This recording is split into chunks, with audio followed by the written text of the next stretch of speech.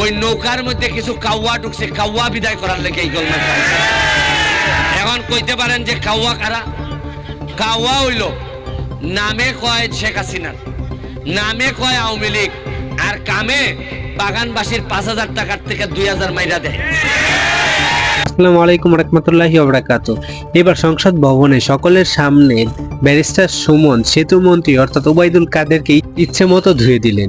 এটি আপনারা দেখতে পারবেন ভিডিওর মধ্যে। শুরুতে আপনারা যে বক্তব্যটি শুনেছেন সেটি সম্পূর্ণটাই শোনা হবে ভিডিওর মাঝখানে, আপনারা সেটি শোনার জন্য ধৈর্য ধরুন। শুরুতে আমরা বলি ওবায়দুল কাদের যিনি কিনা সেতুমন্ত্রী, তার বিরুদ্ধে এবার ইচ্ছে মতো যা খুশি তা যত অন্যায় করছে সবকিছুর প্রতিবাদ করে ব্যারিস্টার সুমন কথা বলেছেন, সেটি আপনারা শুনবেন, একটু ধৈর্য ধরুন। কিন্তু ওবায়দুল কাদেরও ছেড়ে দেননি, ওবায়দুল কাদের ব্যারিস্টার সুমনকে ইচ্ছে মতো কথা শুনিয়েছে, সেটি আপনারা সম্পূর্ণ বক্তব্যটি শুনলে শুনতে পারবেন। চলুন তো আমরা আর কথা না বাড়িয়ে সম্পূর্ণ বক্তব্যটি শুনি। সেটি শোনার পর আপনারাই যাচাই করবেন যে কে সঠিক কে ভুল, কে সঠিক কথা বলছে কে ভুল কথা বলেছে। চলুন আমরা সেই বক্তব্যটি শুনে আসি।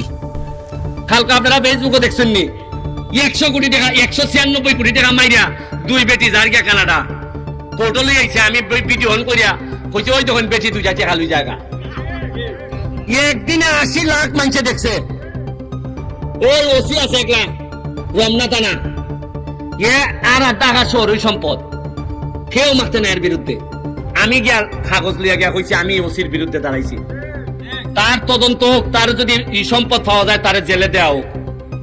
বাধ্য হইছে দুদক দুর্নীতি দমন কমিশন আমার অ্যাপ্লিকেশনের উপর সম্পূর্ণ বক্তব্যটি শুনুন, তাহলে আরো অনেক কিছু জানতে পারবেন। কোনো ভাবে নাই তদবির করছে না, প্রেসার পর্যন্ত আমারে দিছে।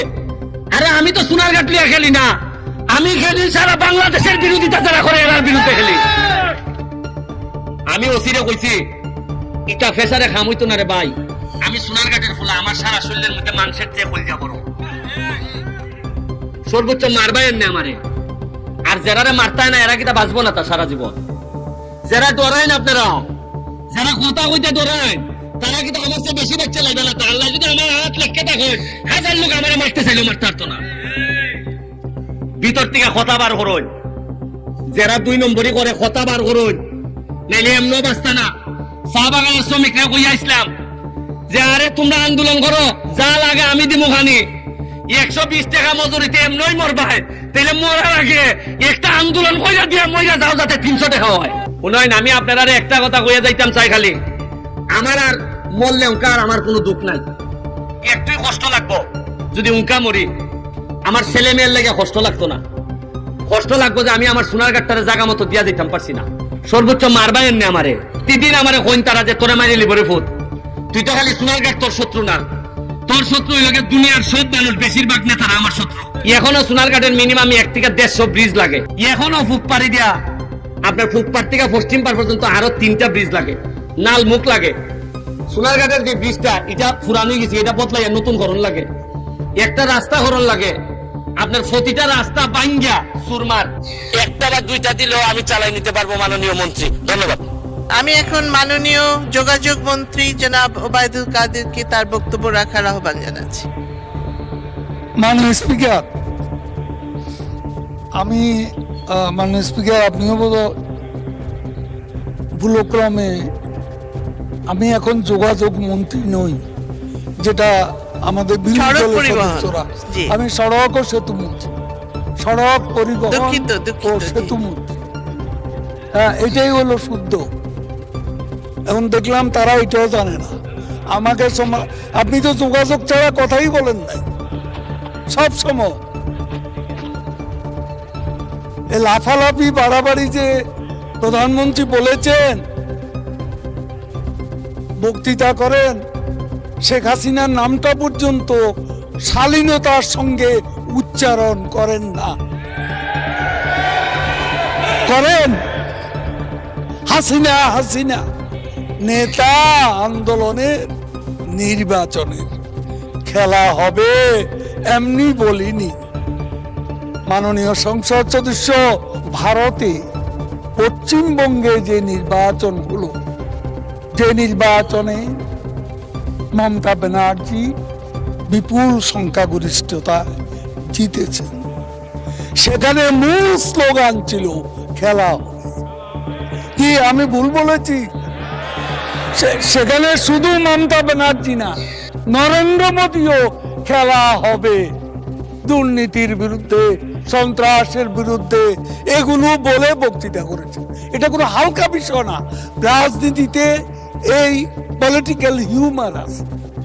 তো পশ্চিমবঙ্গে তো কেউ বলেনি এ কথা। আর আমি কালকে 2 লাখ লোকের সামনে বক্তৃতা করছি, সারা মাঠ খেলা হবে বলেছে। তাহলে জনগণ তো এটাকে অপছন্দ করছে না। আপনি কেন করছেন? আপনার ভালো লাগে না, আপনি বলবেন না। আমি বলবো এটা একটা পলিটিক্যাল স্লোগান। পশ্চিমবঙ্গ ভারতে গণতান্ত্রিক দেশ, প্রাইম মিনিস্টার নরেন্দ্র মোদী এবং মমতা ব্যানার্জি মুখ্যমন্ত্রী, তারা এক্সচেঞ্জ করেছেন এই শব্দটাই বেশি, এই স্লোগানটাই বেশি। তাতে কিনা গণতন্ত্র হালকা হয়ে গেছে? জনগণ কি সেটা মনে করে? জিজ্ঞেস করুন। জনগণ তো সমস্যারে পাল্টা সঙ্গে সঙ্গে স্লোগান দিচ্ছে, উচ্চারণ করছে। তা আমি তো জনগণের ভাষাটা যেহেতু জনগণ পছন্দ করছে সেই জন্য বলছি। আমি তো মারামারি করতে বলিনি, আমরা তো মারামারি করতে বলিনি, আমরা ছাড় দিচ্ছি। কিন্তু মনে রাখবেন, বাড়াবাড়ি করলে ছেড়ে দেব। পরিষ্কার কথা। আমরা কি আওয়ামী লীগ কোথাও আপনাদের সাথে মারামারি করতে গেছি? কেন এসব কথা তুলছেন? একটা লোক আমরা ঘরে থাকতে পারছি 5 বছরে 5 সপ্তাহ আমি আমার নিজের ঘরে থাকতে পারিনি। এখানে আমাদের নেতারা বসে আছে, প্রত্যেকের গায়ে দাগ আছে। রাস্তা বেধড়ক পিটুনি। মোহাম্মদ নাসিম মারা গেছে, সেই বয়স্ক ব্যক্তি আব্দুল সামাদ আজাদ আজকে নেই। এদের পর্যন্ত হামলা করা হয়েছে। বাড়ি ঘরে থাকতে পেরেছি আমরা, সেটার বিরুদ্ধেই খেলা হবে। জয় বাংলা। তো দর্শক বন্ধুরা, আপনারা শুনতে পেলেন যে ব্যারিস্টার সুমন কি বলছে এবং ওবায়দুল কাদের কি বলেছে। এইখানে ব্যারিস্টার সুমনের প্রশংসা করাই যেতে পারে। যেখানে একজন ক্ষেত্রমন্ত্রী কিংবা বিভিন্ন এমপি মন্ত্রীর বিরুদ্ধে বললে সাধারণ মানুষ বাঁচবে কিনা সেটার ভয় পায়, সেখানে ব্যারিস্টার সুমন কত সাহসিকতার পরিচয় দিয়ে সে ক্ষেত্রমন্ত্রীর বিরুদ্ধে কথা বলেছেন। তো এটার জন্য তাকে বাহবা দেওয়া হয় যায়, কারণ অন্যায়ের বিরুদ্ধে প্রতিবাদ করাটাই তার নেশা। বন্ধুরা, আপনাদের কার কার ব্যারিস্টার সুমনের কথা ভালো লেগেছে সেটি কমেন্ট বক্সে জানিয়ে যাবেন। আর যদি আপনি নিয়মিত এরকম নিউজের ভিডিও পেতে চান তাহলে আমাদের চ্যানেলটি সাবস্ক্রাইব করবেন। ধন্যবাদ।